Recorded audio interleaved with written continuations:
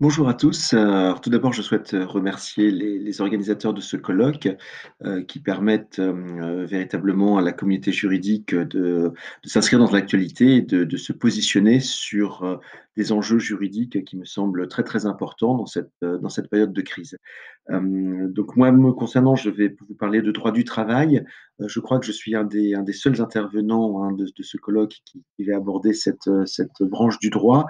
Alors, je tiens tout de suite à dire que je n'aurai pas la possibilité d'aborder tous les aspects du droit du travail, même s'ils sont très nombreux à être impactés par cette crise du coronavirus, notamment le temps de travail, le rôle du comité social et économique, les congés payés. Bref, il y a des pans entiers du Code du travail qui sont au moins temporairement modifiés. J'ai choisi de vous parler uniquement d'un aspect qui peut sembler peut-être accessoire, mais à mon sens qui ne l'est pas. C'est celui de l'activité partielle.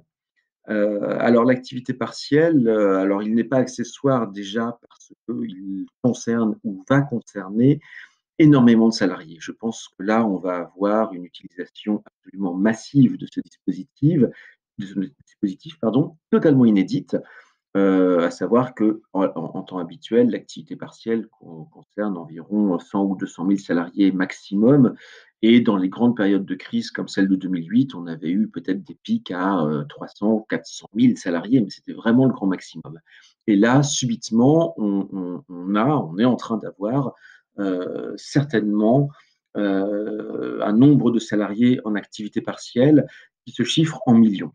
Et donc déjà, ce fait est un fait qu'il faut prendre en considération dans la compréhension de ce dispositif par les partis et surtout par le gouvernement.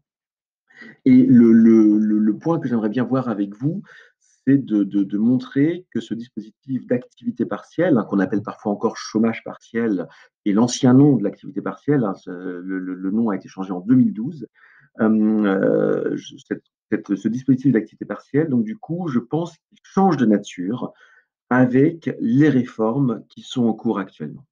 Alors, de quoi s'agit-il? Donc, il y a un projet de décret qui est en préparation. On a les grandes lignes du contenu hein, de ce décret à venir. Hein, il n'est pas encore paru au jour où je vous parle. Alors, a priori, on pourrait estimer que les modifications ne sont pas de très, très grande importance. Alors, qu'est-ce que l'activité partielle? Peut-être faut-il le rappeler. Il s'agit d'un dispositif de suspension du contrat de travail. C'est-à-dire que, avec un certain nombre de motifs, hein, notamment une crise économique ou une pandémie comme à l'heure actuelle, eh bien, l'entreprise va être dans l'incapacité de garder les salariés dans son entreprise et donc va suspendre les contrats de travail. Donc les salariés ne vont plus travailler, ils vont être en congé. Et le dispositif d'activité partielle organise la prise en charge financière d'une partie de la rémunération des salariés par l'État. Donc, dans le dispositif qui est en vigueur, qui est en train d'être modifié, l'idée, c'est que l'État participe un petit peu au financement, je ne vais pas rentrer dans les détails des chiffres, et que l'employeur participe pour une autre part. Donc, on a une sorte de répartition des frais de l'activité partielle entre l'employeur et l'État. Dans la mesure où l'État participe, bien entendu, l'État contrôle, et donc il y a toute une procédure de contrôle administratif de l'activité partielle qui est organisée par les préfets. C'est une autorisation préfectorale, ce qui est un petit peu dérogatoire en droit du travail, où d'habitude ce sont plutôt les directs ou les inspecteurs du travail qui vont être chargés de ce contrôle et donc, du coup de ces autorisations. Alors, le dispositif d'activité partielle tel qu'il va être modifié prévoit donc du coup, une prise en charge beaucoup plus importante, voire totale, des rémunérations des salariés par l'État. L'idée serait de décharger totalement les entreprises hein, de la charge salariale, hein, et donc l'État se substituerait en totalité hein, aux entreprises pour le paiement des allocations d'indemnité d'activité partielle. Sachant que le salarié, lui, par contre, ne touche pas l'intégralité de son salaire, hein, il touche en moyenne entre 70 et 80 de son salaire, ça va dépendre du salaire qu'il a. S'il est au SMIC, ça sera plus. Je simplifie. Donc, voilà le grand point, hein, c'est effectivement ça, à savoir quand l'État va chercher à aider au maximum les entreprises, hein, dans cette prise en charge de l'allocation d'activité partielle. Également, il y a des modifications procédurales sur l'information du comité social économique qui n'est plus requise en temps et heure, sur la durée du dispositif qui peut être plus longue. Donc voilà, il y a également une facilitation globale de ce dispositif. Alors, encore une fois, on pourrait se dire, a priori, ça ne change pas la logique. Alors, à mon sens, si. Et je crois qu'il faut revenir un instant sur l'histoire de ce dispositif de chômage partiel pour comprendre pourquoi cette modification constitue certainement un changement de logique. Alors, l'activité partielle, le chômage partiel, il est né dans les années 1950 en France. Donc, c'est un dispositif qui est ancien. Il y a un premier décret de 1951 qui le crée. Et à l'époque, l'activité partielle est conçue, il s'appelle déjà le chômage partiel, hein, par rapport à ce qu'on appelle le chômage total, c'est-à-dire la salarié qui a perdu son emploi, le contrat de travail est rompu et qui va se retrouver au chômage total, donc du coup, avec une allocation de chômage et faible à l'époque, bien entendu. Et l'idée, de l'autorité réglementaire qui a fait un décret en 1951, c'est donc de réglementer les cas de suspension du contrat de travail. Et donc, on a déjà ça dès l'origine du dispositif, avec un certain nombre de motifs, hein. Et là, l'idée, c'est que l'État peut financer un petit peu la suspension, en partie, hein, la suspension du contrat de travail, et donc permettre que le contrat de travail ne soit pas rompu. Donc, ça permet d'éviter une rupture du contrat de travail, ça permet d'éviter le chômage total. Donc à l'époque, la notion de chômage partiel s'oppose à la notion de chômage total, qui est le chômage avec rupture du contrat de travail, tandis que le chômage partiel est sans rupture du contrat de travail. Alors ce qui est intéressant, c'est, les motifs à l'époque, hein. Donc dans les années 1950, on est sur des motifs irrésistibles, imprévisibles, de courte durée. C'est plutôt ça qui génère l'activité partielle. Donc ça sera des ruptures de matières premières, des ruptures de combustible. C'est ce type-là de motif qui est visé par le décret de 1950. Voilà, donc ça, je dirais que c'est la première conception du chômage partiel, hein, de l'activité partielle par rapport au droit du chômage. Alors, le dispositif va évoluer dans les années 60, je fais court, et on commence dans les années 1960 à envisager également des motifs plus économiques, de réorganisation, de difficultés économiques. Et donc on complète, hein, le décret de 1951 avec des motifs qui sont plus d'ordre économique. Mais la grande révolution du chômage partiel, c'est 1975, bien entendu. Pourquoi 1975? En 1975, on crée le droit du licenciement économique en France, hein, on légifère avec on individualise la catégorie licenciement économique, même si, bien entendu, il existait des licenciements économiques avant 1975, mais en tout cas, on fait une loi spéciale sur ce dispositif. Et donc, le principe, c'est que le licenciement économique, voilà, c'est un licenciement pour motif économique avec autorisation préalable de licenciement. On est en 1975. Et l'idée, c'est que l'État cherche à contrôler au maximum les licenciements économiques, hein, par le biais d'une autorisation préalable administrative. Et on va adosser, c'est ça le virage qui est fait en 75, on adosse l'activité partielle au licenciement économique. Et d'ailleurs, ils sont très proches dans le code du travail de l'époque, hein, les articles se suivent, hein, à l'époque. Et donc, on a le droit du licenciement économique, qui est un droit de la rupture du contrat de travail pour un motif économique. Et puis, on a son alternative, qui est l'activité partielle, dans lequel, effectivement, le contrat de travail ne sera que suspendu.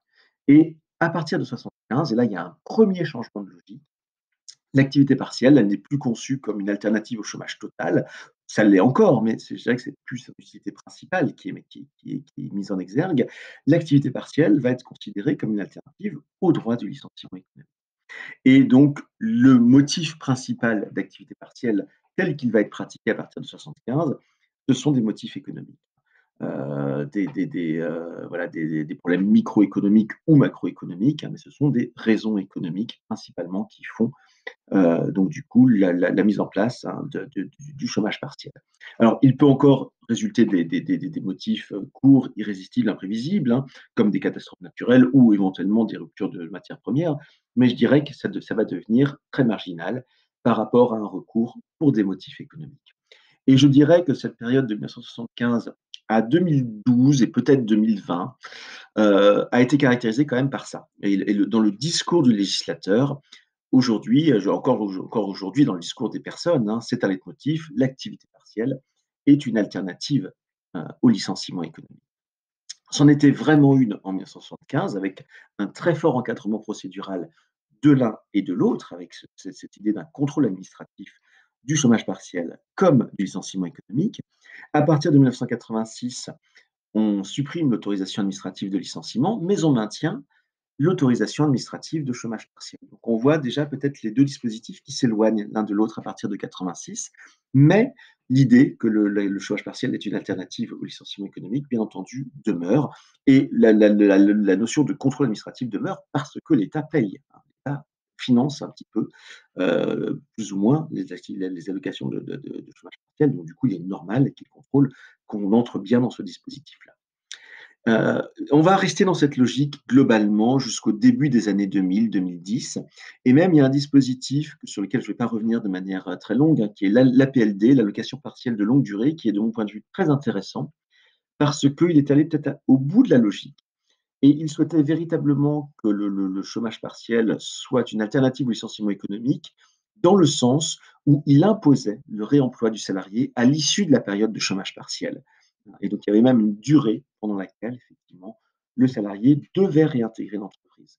Donc là, le législateur, lorsqu'il a réglementé ce dispositif particulier qui était l'allocation partielle de longue durée, souhaitait effectivement, non seulement que pendant la période de suspension du contrat de travail, il y ait une protection, que le salarié ne soit pas licencié, mais encore, le solliciteur souhaitait s'assurer que le salarié retourne bien en entreprise et qu'il n'y ait pas un licenciement économique à l'issue de la période de chômage partiel.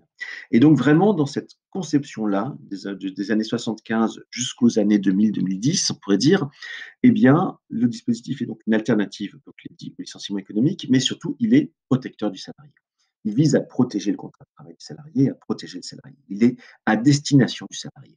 Donc, aussi bien dans la conception 1950 que dans la conception 1975, on est dans un droit qui cherche à protéger le salarié en protégeant le contrat de travail du salarié. Alors, pourquoi, suis-je en train de dire qu'il y a un changement de logique? Eh bien, même si on affirme encore, même si madame Pénicaud affirme encore que le chômage partiel, est fait pour éviter le licenciement économique, eh bien, l'impression que donne ce nouveau dispositif, c'est une impression au contraire de protéger l'employeur, de protéger l'entreprise. L'idée, c'est de faire que l'entreprise effectivement tienne le coup financièrement et donc on met le paquet, à savoir on prend véritablement toutes les sommes qui sont dues aux salariés à la charge de l'État.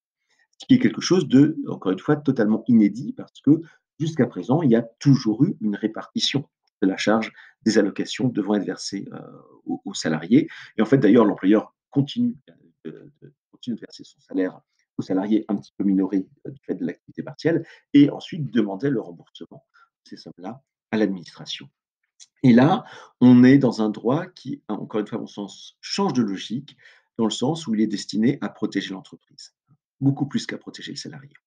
Alors, cela génère, à mon avis, des perturbations et je pense que la ministre du Travail commence à s'en rendre compte et c'est comme cela, à titre personnel, que j'interprète le revirement de la ministre du Travail concernant le secteur du BTP. Je pense qu'elle a peut-être pris conscience qu'en autorisant largement le recours à l'activité partielle pour des centaines de milliers, voire des millions de travailleurs, eh bien, ça allait avoir un coût financier énorme et que la protection des entreprises était peut-être trop importante ou en tout cas coûterait beaucoup trop d'argent. Voilà, je pense qu'on n'a même pas d'idée de combien cela peut coûter, toute cette histoire-là. Et d'où ce revirement, peut-être certainement brusque et maladroit, dans lequel elle a indiqué que les entreprises ne devaient pas faire preuve de défaitisme et recommencer les chantiers lorsqu'il s'agissait des entreprises du bâtiment et des travaux publics. Et là-dessus, effectivement, on n'y comprend plus rien parce que soit la santé publique impose le confinement et donc du coup dispense des activités économiques non essentielles, soit il n'y a pas d'impératif de santé publique et dans ce cas-là, tout le monde peut retravailler. Et donc là, je pense que le gouvernement est un petit peu pris à son propre piège. C'est pour cela d'ailleurs que le décret tarde à sortir, hein. Le décret aurait déjà dû sortir et là, au jour où je vous parle, il n'est toujours pas sorti. Donc on est encore un petit peu dans l'incertitude, mais il y a cette tension-là, cet enjeu-là, qui est lié au fait qu'effectivement l'État souhaite financer de manière particulièrement importante le dispositif d'activité partielle, et alors qu'on n'a jamais eu autant de personnes en même temps en activité partielle. Voilà, je vous remercie pour votre attention. À très bientôt. Merci, au revoir.